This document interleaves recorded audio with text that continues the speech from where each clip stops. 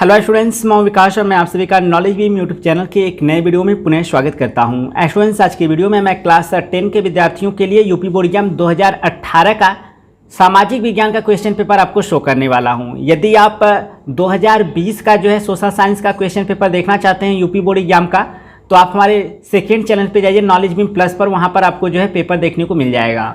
तो जैसा कि देख सकते हैं, यह 2018 का कक्षा 10 का सामाजिक विज्ञान का क्वेश्चन पेपर है और इसमें जो निर्देश दिए गए हैं उन्हें अच्छे से पढ़ लीजिएगा, क्योंकि सेम यही निर्देश आपको इस वर्ष अर्थात 2022 में भी देखने को मिलेगा सामाजिक विज्ञान के क्वेश्चन पेपर में। तो इसमें पहला निर्देश है, यह प्रश्न पत्र 2 खंडों क एवं ख में विभाजित है। प्रत्येक खंड के सभी प्रश्न एक साथ हल करना आवश्यक है। प्रत्येक खंड का उत्तर नए पृष्ठ से प्रारंभ कीजिए। इसके बाद दूसरा निर्देश है, प्रत्येक प्रश्न के लिए निर्धारित अंक उनके सम्मुख अंकित हैं। इसके बाद आगे बढ़ते हैं तो यहाँ पर भी आपको निर्देश देखने को मिल जाएगा। प्रश्न पत्र में 4 प्रकार के प्रश्न हैं। पहला बहुविकल्पीय, दूसरा अति लघु उत्तरीय, तीसरा लघु उत्तरीय और चौथा विस्तृत उत्तरीय है, जिनके संबंध में निर्देश उनके प्रारंभ में दिए गए हैं। इसके बाद आपका जो चौथा निर्देश है वह है, क तथा ख खंडों हेतु दिए गए मानचित्रों को उत्तर पुस्तिका में मजबूती के साथ संलग्न करना आवश्यक है। पाँचवा निर्देश है, दृष्टिबाधित परीक्षार्थियों के लिए मानचित्र कार्य के स्थान पर अलग से खंड क में प्रश्न संख्या 14 तथा खंड ख में प्रश्न संख्या 28 उत्तर लिखने के लिए दिया गया है। तो खंड क से जो है आपका क्वेश्चन पेपर स्टार्ट हो रहा है, जिसमें कि आपको बहुविकल्पीय प्रश्न दिखाई दे रहा है। तो पहला क्वेश्चन है, दूरबीन के आविष्कारक थे तो कौन थे। काफ़ी सरल क्वेश्चन है और इसका आपको विकल्प भी देखने को मिल रहा है, तो आसानी से आप इसका आंसर फाइंड आउट कर सकते हैं। तो अगर आपको इसका उत्तर पता है तो हमें कमेंट करके बताएं। देखिए, मैं आपको क्वेश्चन पेपर इसीलिए दिखा रहा हूँ ताकि आप अपनी प्रिपरेशन को जो है चेक कर सकें कि आपको कितने क्वेश्चन आ रहे हैं। इसके बाद सत्यार्थ प्रकाश का संबंध किससे है, तो यहाँ पर भी 4 विकल्प है, आपको सही विकल्प का चुनाव करना है। तीसरा है, रूसो कौन था, तो यहाँ पर भी 4 विकल्प है। तो सबका उत्तर जो आप कमेंट के माध्यम से हमें सेंड कीजिएगा, आपको अगर इन सारे क्वेश्चंस की जो है करेक्ट आंसर की नॉलेज है तो। नहीं तो अगर नहीं आ रहा है तो आप हमारे टेलीग्राम चैनल पर ज्वाइन कीजिएगा, मैं वहाँ पर आपको जो है आंसर इसका प्रोवाइड कर दूँगा।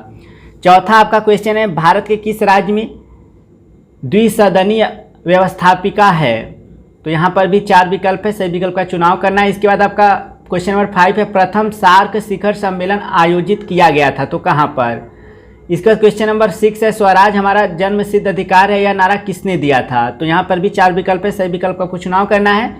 इसके बाद आपका अति लघु उत्तरीय प्रश्न प्रारंभ हो रहा है। इसमें क्वेश्चन नंबर 7 है, संयुक्त राष्ट्र संघ की स्थापना कब हुई, इसका मुख्यालय कहाँ है, तो यह काफ़ी इंपॉर्टेंट क्वेश्चन है, एक चीज़ याद रखिएगा। इसके बाद वास्को डी गामा कौन था, उसने किस वर्ष भारत आने के जल मार्ग की खोज की, बहुत ही सरल क्वेश्चन है। इसके बाद आपका क्वेश्चन नंबर 9 है, भारतीय विदेश नीति की 2 विशेषताओं को लिखिए।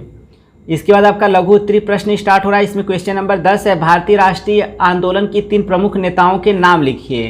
अथवा करके भी इसमें क्वेश्चन है, स्वामी विवेकानंद कौन थे, उनकी लोकप्रियता के क्या कारण हैं।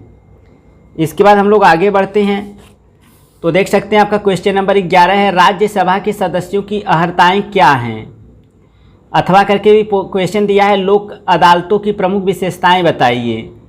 और यह सारे ही क्वेश्चन इंपॉर्टेंट है, तो ज़रूर आप लोग जो है एक बार इन्हें तैयार कर लीजिएगा।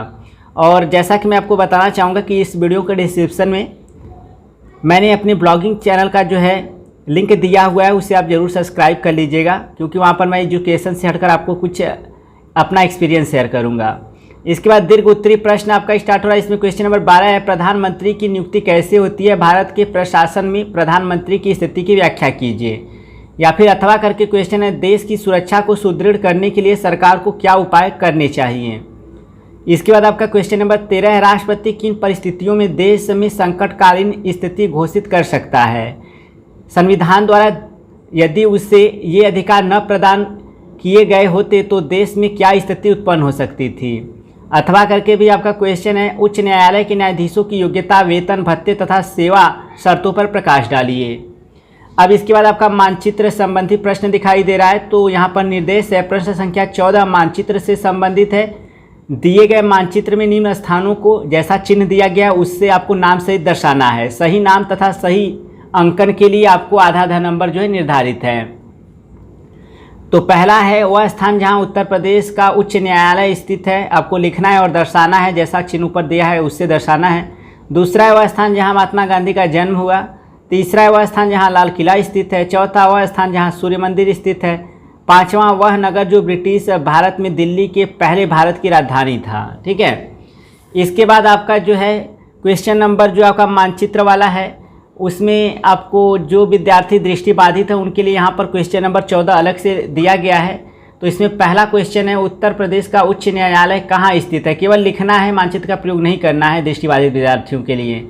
दूसरा है महात्मा गांधी का जन्म किस स्थान पे हुआ था। तीसरा है लाल किला कहाँ स्थित है। चौथा सूर्य मंदिर कहाँ स्थित है। और पाँचवां ब्रिटिश भारत में दिल्ली के पहले भारत की राजधानी कहाँ थी। यह केवल उनको लिखना है दृष्टिबाधित विद्यार्थियों के लिए, मानचित्र पे नहीं दर्शाना है। ठीक है, इसके बाद आपका खंड ख स्टार्ट हो रहा है। इसमें भी बहुविकल्पी प्रश्न से आपका क्वेश्चन स्टार्ट हो रहा है। तो इसमें क्वेश्चन नंबर 15 है, निम्न में से किस राज्य में टाटा लौह और इस्पात उद्योग स्थापित है। तो यहाँ पर 4 विकल्प है, सही विकल्प आपको चुनाव करना है। तो अगर आपको इन बहुविकल्पी प्रश्नों का उत्तर पता है तो कमेंट हमें ज़रूर करके बताएं, ताकि हम भी जान सकें आपकी प्रिपरेशन कैसी है। इसका क्वेश्चन नंबर 16 है, हीराकुंड बांध किस नदी पर बनाया गया है। तो यहाँ पर भी आपको 4 विकल्प दिखाई दे रहा है। इसके बाद हम लोग आगे बढ़ते हैं। क्वेश्चन नंबर 17 है, सर्वाधिक जनसंख्या घनत्व है। तो किस राज्य में जो दिया है इसमें से किस में है आपको बताना है। इसके बाद आपका क्वेश्चन नंबर 18, निम्न में से संचार का माध्यम कौन है। तो बहुत ही सरल क्वेश्चन है, आप देख सकते हैं, सही विकल्प आपको चुनाव करना है। इसके बाद क्वेश्चन नंबर 19 है, निम्न देशों में से कौन विकसित देश है। यह भी बहुत सरल है, आप आसानी से पकड़ सकते हैं। इसके बाद क्वेश्चन नंबर आपका 20 है, ग्रामीण क्षेत्रों में आजीविका का मुख्य स्रोत है। तो क्या है आपको बताना है, बहुत ही सरल क्वेश्चन है। इसके बाद आपका अति लघु उत्तरीय प्रश्न स्टार्ट हो रहा है। इसमें आपका क्वेश्चन नंबर 21 है, बंगाल की खाड़ी में गिरने वाली 2 नदियों के नाम लिखिए। क्वेश्चन नंबर 22 है, भारत की 2 नकदी फसलों के उल्लेख कीजिए। क्वेश्चन नंबर 23 है, संगठनकर्ता के 2 कार्य लिखिए। इसके बाद हम लोग आगे बढ़ते हैं। तो यहाँ पर आपका लघु उत्तरीय प्रश्न जो है वह स्टार्ट हो रहा है। इसमें क्वेश्चन नंबर 24 है, भारत के दक्षिणी पठार के किन्हीं 3 आर्थिक महत्व पर प्रकाश डालिए। अथवा करके क्वेश्चन है आपका, काली मिट्टी की किन्हीं 3 प्रमुख विशेषताओं का उल्लेख कीजिए। क्वेश्चन नंबर 25 है, वस्तु विनिमय प्रणाली से आप क्या समझते हैं। वस्तु विनिमय की 2 कठिनाइयों का उल्लेख कीजिए। अथवा करके भी इसमें आपका क्वेश्चन है, एक विकासशील देश की किन्हीं 3 समस्याओं का वर्णन कीजिए। इसके बाद आपका दीर्घ उत्तरीय प्रश्न स्टार्ट हो रहा है। इसमें क्वेश्चन नंबर 26 है, भारत में गन्ना उत्पादन का विवरण निम्न शीर्षकों के अंतर्गत दीजिए। पहला भौगोलिक दशाएं, दूसरा उत्पादन क्षेत्र, तीसरा यानी जो स है वह है आपका महत्व। या फिर अथवा करके क्वेश्चन आपका है, राज्य सरकारों के आय के किन्हीं 4 स्रोतों का वर्णन कीजिए। इसके बाद आपका क्वेश्चन नंबर 27 है, साहसी का अर्थ समझाइए। एक सफल साहसी के 4 गुणों का वर्णन कीजिए। अथवा करके भी क्वेश्चन है, आर्थिक नियोजन से आप क्या समझते हैं, उनके 4 उद्देश्यों पर प्रकाश डालिए। इसके बाद आपका मानचित्र कार्य आ गया। तो यहाँ पर देख सकते हैं क्वेश्चन नंबर 28 में करा है, अरावली पर्वत को इस चिन्ह द्वारा नाम सहित दर्शाइए, जैसा चिन्ह दिया है। इसके बाद सतलज नदी को जैसा चिन्ह दिया है नाम सहित दर्शाना है। इसी तरह जयपुर को आपको जैसा चिन्ह दिया है उसके साथ नाम सहित दर्शाना है। सीमेंट उद्योग का केंद्र को जैसा आपको चिन्ह दिया उसको नाम सहित दर्शाना है। और 5वां जो है, कोयला उत्पादन का एक क्षेत्र है, जैसा चिन्ह दिया है उसके साथ आपको जो है नाम के साथ जो है आपको चिन्ह से दर्शाना है। नाम यहाँ पर नहीं लिखना है, केवल आपको दर्शाना है, क्योंकि एक ही नंबर का है आपका यह।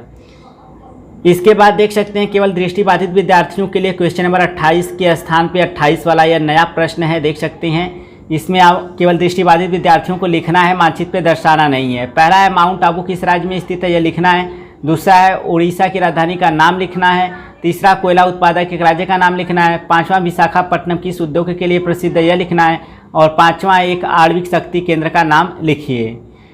तो स्टूडेंट्स, यह था यूपी बोर्ड एग्जाम 2018 का कक्षा 10 के विद्यार्थियों के लिए सामाजिक विज्ञान का क्वेश्चन पेपर। इस क्वेश्चन पेपर को आप जरूर एक बार अच्छे से तैयार कर लीजिएगा, क्योंकि इनमें जो भी क्वेश्चन पूछे गए हैं काफ़ी इंपॉर्टेंट हैं। और साथ ही साथ आपको इनमें से क्वेश्चन जो है यूपी बोर्ड एग्जाम 2022 में देखने को मिल सकता है, इसलिए ज़रूर अच्छे से तैयार कर लें। तो अगर यह वीडियो आपको अच्छा लगा हो तो वीडियो को जरूर आप लोग शेयर कीजिएगा, और चैनल पर पहली बार तो चैनल को जरूर सब्सक्राइब कर लीजिएगा। और कक्षा 10 के लिए अच्छी तरह तैयारी अगर आप करना चाहते हैं तो हमारे सेकंड चैनल पर जाइए, नॉलेज बीम प्लस पर। वहाँ पर स्पेशली क्लास 10 का जो है वीडियो मैं अवेलेबल कराता हूँ। तो इस वीडियो में फिलहाल इतना ही, मिलते हैं नेक्स्ट वीडियो में। तब तक thank you so much for watching this video.